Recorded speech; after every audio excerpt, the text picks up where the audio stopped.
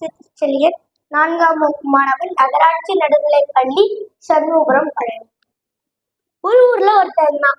அவன் தன்னுடைய சட்டப்பைக்குள்ள ஒரு 10 ரூபாய் வச்சுக்கிட்டு சந்தைக்கு போய் காய்கறி வாங்கலான்னு போறான். அப்போ காய்கறி கடைக்கு போயிட்டு எனக்கு எனக்கு 1 கிலோ தக்காளி வேணும்னு கேட்கறான். அவங்க 1 கிலோ தக்காளி 10 ரூபான்னு சொல்றாங்க. இவனும் அந்த 10 ரூபாய் எடுத்து கொடுக்குறான். ஆனா அவன் சட்டை சோப்புல இருந்து 10 ரூபாய் காணாம போயிடுச்சு. எப்படி காணாம போச்சுன்னு அவனுக்கு தெரியல. சார், இதுக்குள்ளதான் வச்சோம், எப்படி காணாம போச்சு அப்படின்னு திகழ்த்து போயிடுறான். என்ன ஆச்சுன்னு அவனுக்கு தெரியல.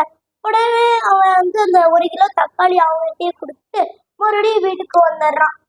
வீட்டுக்கு அவனுக்கு அழுகையா வருது. அவங்க அழுதுட்டான். அடுத்த நாள் காலையில அதே மாதிரி ஒரு 10 ரூபாய் வச்சுக்கிட்டு சந்தைக்கு போறான். சந்தைக்கு போகும்போது ஒரு பள்ளிக்கு முன்னாடி ஒரு சிறுவன் உட்கார்ந்து அழுதுட்டு இருக்கான். ஏன் அழுதுட்டு இருக்கு அப்படின்னு அவன் கேட்கிறான். இந்த சிறுவன் சொன்னா, எனக்கு பள்ளி கட்டணத்துக்கு இன்னைக்குதான் இறுதி நாள். இன்னைக்கு கட்டலைன்னா ஆசிரியர் என்னை பள்ளியில சேர்த்துக்க மாட்டாங்க அப்படின்னு சொல்றவங்க அப்பா ஏன் கொடுக்கலைன்னு அவன் கேட்கிறான். எங்க அப்பா ரொம்ப கஷ்டப்படுறாரு, அதனால அப்பானால கொடுக்க முடியல அப்படின்னு சொல்றான். சரி விடுப்பா அப்படின்னு சொல்லிட்டு அவன் வச்சிருந்த 10 ரூபாய் எடுத்து அந்த சிறுவனுக்கு கொடுத்துட்றான். இவனும் மகிழ்ச்சியோட அந்த பள்ளிக்கு போயிடுறான். இப்ப வீட்டுக்கு வந்துடுறாங்க.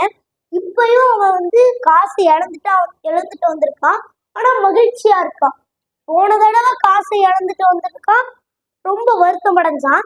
இந்த தடவை காசை இழந்துட்டு தான் வந்திருக்கான், ஆனா இந்த தடவை மகிழ்ச்சியோட இருக்கான். இங்கே ஒரு திருக்குறள். ஈத்துவக்கும் இன்பம் அறியார்கள் தாமுடைமை வைத்திழக்கும் பண்கணவர்.